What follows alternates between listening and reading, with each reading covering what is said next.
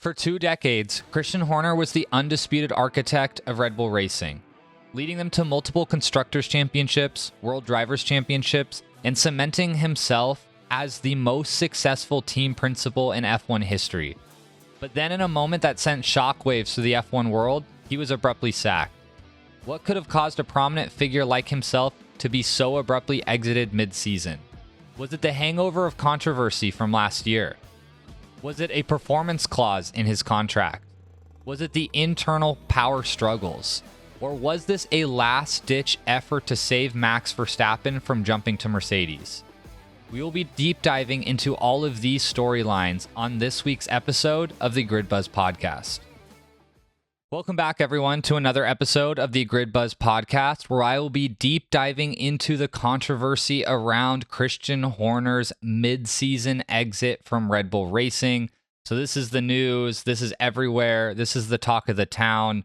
It seemed like this was going to happen at some point last year. Christian Horner survived. And then out of nowhere, we get blindsided with an exit that I don't think anybody was really predicting at this point. We thought Horner was on the other side. Maybe it would happen at the end of the season if Max were to leave or something like that. But to happen at this point in the season, not during the summer break, extremely abrupt, extremely shocking, and a lot of different storylines going on here and outcomes and implications as well for, I think, Max Verstappen's future at Red Bull Racing. And with that, we will be diving into some history and how we got here and where I think this might be going. And so to kick it off, a recap of Christian Horner and his success at Red Bull. So Christian Horner started at Red Bull in 2005. Since then, he has led Red Bull Racing to 6 Constructors titles and 8 World Drivers' Championship titles, 4 back-to-back with Seb Vettel, 4 back-to-back with Max Verstappen, and he oversaw 124 Grand Prix victories, pretty much cementing himself as the most successful team principal in F1 history and a tenure at a team that no one has really seen before.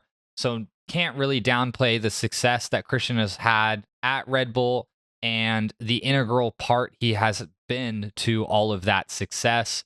With that, though, there were some storylines that started to brew around last year, namely with the confidential complaint about inappropriate behavior from a female colleague.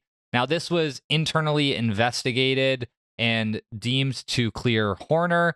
Then it was essentially appealed again by that colleague, which was dismissed again, effectively clearing Horner a second time. Now, to be fair, it's hard to say what really went on with this independent investigation and how independent it actually was. I don't think we fully know. I mean, there was a lot of comments from drivers and teams and stuff last year that the independent investigation wasn't necessarily transparent, so it's hard to tell exactly what happened behind the curtain there, how fair it was, all of that. But there is still a complaint that is going to be reviewed by a labor judge that's scheduled for January 2026. So it's not completely over. I guess we will see what the outcome is of that investigation that is entirely separate from Red Bull Racing. But is this sacking a result of what played out last year, or is there something else going on? So I do think it 100% played a role, but I also do believe that there's something else going on, because if it was solely because of that, it would have already happened last year during the initial investigation. Christian Horner has been known for internal power struggles. Now, it's hard to say exactly where all of these power struggles are stemming from because there's a lot of different parties involved in here. But there has been prominent figures that have left the Red Bull Racing team, namely Rob Marshall, Chief Engineering Officer, who left for McLaren in December of 2023, and then obviously Adrian Newey, Chief Technical Officer, who eventually left for Aston Martin, and then also Jonathan Wheatley, the Sporting Director, who left for Audi F1 projects in August 2024. So these are 3 very critical figures who left the team, and a lot of people speculate they actually may have played a greater role in Red Bull Racing's success than Christian Horner, especially Adrian Newey.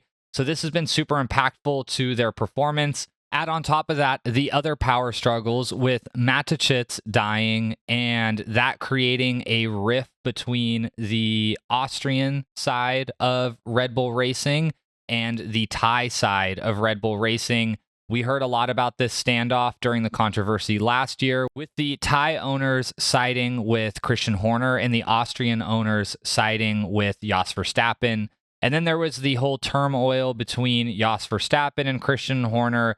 There was a lot of infighting. You saw Jos Verstappen publicly speaking out against Christian Horner, basically saying that if he stays on the team, Red Bull is at risk of being torn apart.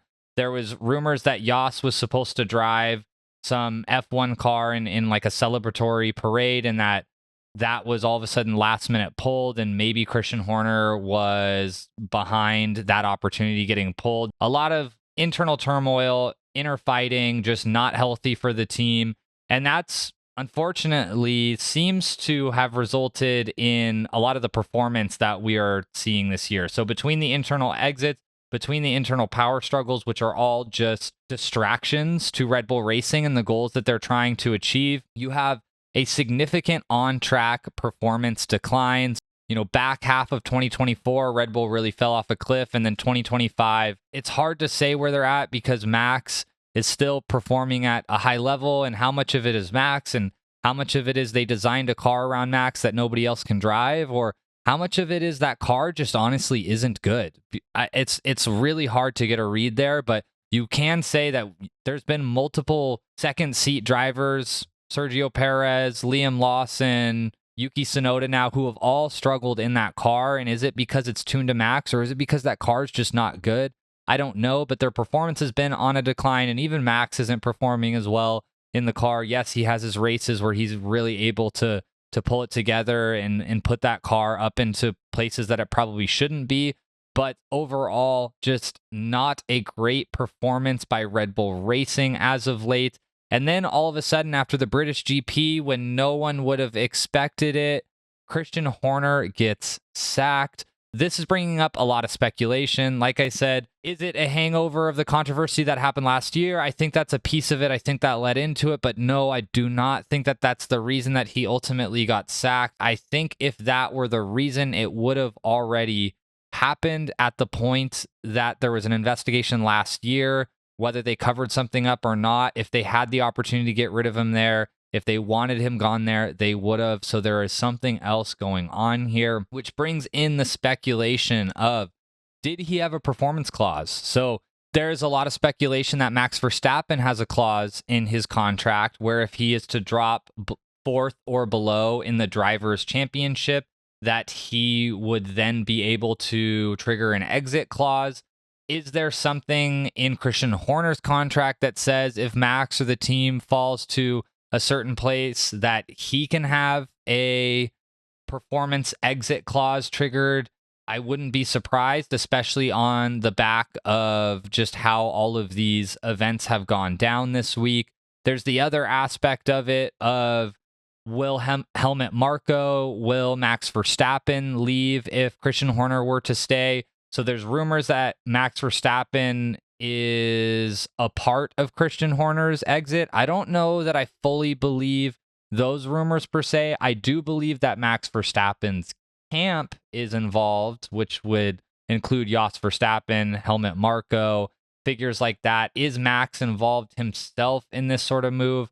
I think that he's pretty focused on racing, so I don't think so, even though some reports are making it seem like he is. But I do believe that people in his camp are 100% part of it.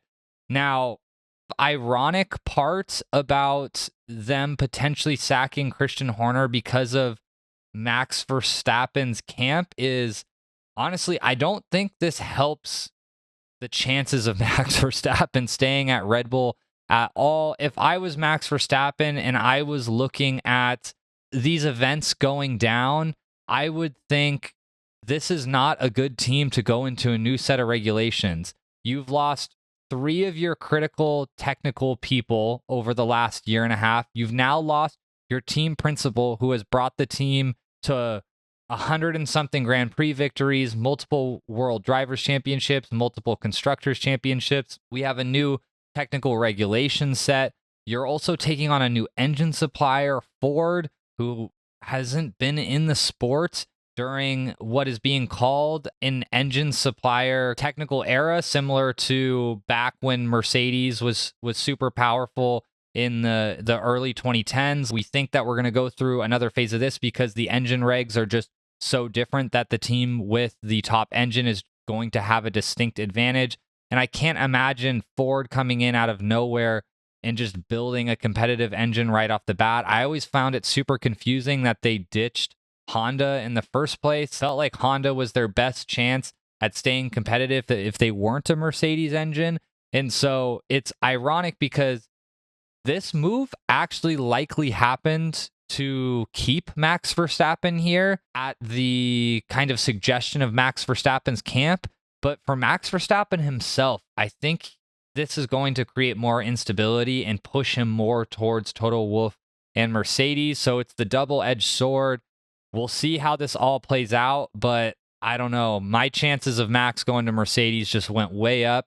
And I'm wondering what George is thinking right now. George is unfortunately and potentially unfairly receiving the short end of the stick here. He's done a lot of good things for Mercedes. He's been loyal to Mercedes, and they're over here entertaining Max Verstappen, which obviously they have. Max Verstappen is a generational talent, potentially the best driver of all time, and Mercedes has the chance to go get him, but it would really just be unfortunate for George, honestly. And he's been saying that he's not talking to any other teams. I don't know if that is true or something that he's just saying. If it is true, George, I suggest you go talk to some other teams now because it's not looking good for you.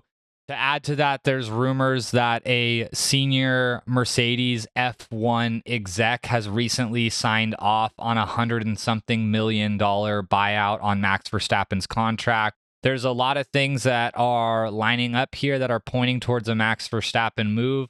We'll see how it all plays out, but it'll be interesting. If that does happen, where does George Russell go? Does he go to Red Bull Racing? That's where I thought he would go originally if something like this were to happen. But at this point, if I was George looking at all of the turmoil and just to add a Christian Horner exit on top of that, like I would almost be looking at another midfield team if there's opportunity there to go to one of those teams over Red Bull at this point. I know Red Bull is supposed to be a top team, but I don't know if I see it. I don't know that I see Red Bull being a top team going into next year. There's too much shakeup. There's too much changes. There's too much unknown.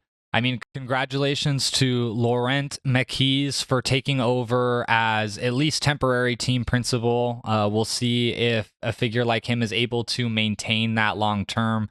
I would imagine that Red Bull is going to look for some prominent, experienced team principal to come step in. My guess is this is just temporary and he will go back to Racing Bulls eventually unless he can prove himself. But man, is he stepping into just a world of chaos. He's going to have his hands full, so good luck to him.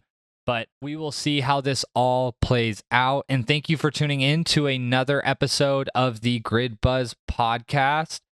If you enjoyed it, go ahead and give it a like, a subscribe, and I will catch you all later this week with another surprise episode. So stay tuned.